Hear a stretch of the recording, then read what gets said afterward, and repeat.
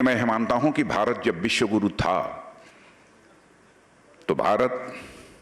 धनवान भी था, भारत बलवान भी था, भारत ज्ञानवान भी था, भारत चरित्रवान भी था। और भारत केवल आर्थिक दृष्टि से समृद्धशाली देश नहीं था, बल्कि भारत एक आध्यात्मिक भारत के रूप में भी सारे विश्व में जाना जाता था। यदि मैं अध्यात्म की यहां चर्चा कर रहा हूं तो इसका अर्थ कदापि यह नहीं लगाया जाना चाहिए कि मंदिर में जाकर पूजा करना, मस्जिद में जाकर इबादत करना, गिरजाघर में जाकर सजदा करना, यही अध्यात्म है। मैं तो यह मानता हूं कि मन का एलिवेशन, मन का उन्मन होना, मन का बड़ा होना, यही अध्यात्म है। कल्पना करिए कि हमारे इस देश में कैसी कैसी आध्यात्मिक हस्तियां थीं जिन्होंने भारत की सीमा में रहने वाले लोगों को ही अपने परिवार का सदस्य नहीं माना, बल्कि पूरे विश्व की धरा पर रहने वाले लोगों को अपने परिवार का सदस्य मानते हुए वसुधैव कुटुंबकम का संदेश दुनिया के किसी एक देश से गया है तो हमारे और आपके देश भारत से ही गया है सारे विश्व को। यानी हमारे देश के लोगों का मन कितना बड़ा था, मन कितना एलिवेटेड था।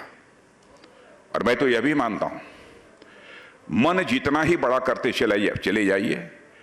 उसी के अनुपात में सुख की अनुभूति, आनंद की अनुभूति बढ़ती चली जाती है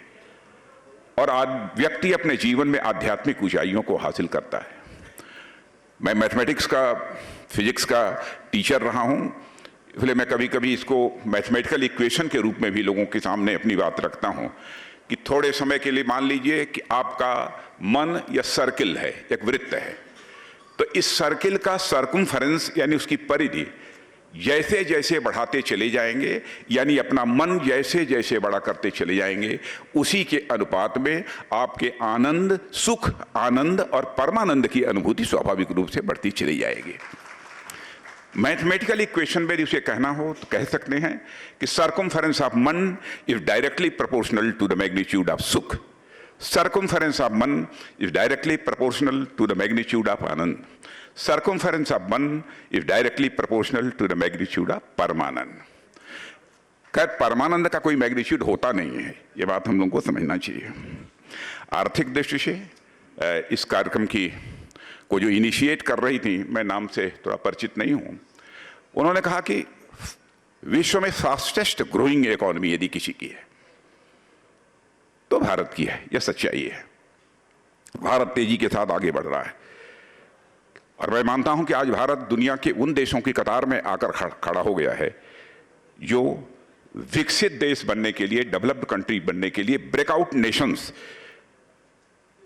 में जिनकी गणना की जा रही है, ऐसे देशों की कतार में आकर खड़ा हो गया है। आप ये कहेंगे कि ब्रेकआउट नेशन ये है क्या? ब्रेकआउट नेशन हम उसे कहते हैं जिसके अंदर एक डेवलप्ड कंट्री बनने का पोटेंशियल है, और जो देश डेवलप्ड कंट्री बनने की दृष्टि से पूरी तरह से प्रयास कर रहा है और वह तेजी के साथ आगे बढ़ रहा है। भारत ने पिछले 8 वर्षों के अंदर, मैं विश्वास के साथ कह सकता हूं, ब्रेकआउट नेशन से निकलकर एक स्टैंड आउट नेशन के रूप में अपनी पहचान बनाया है।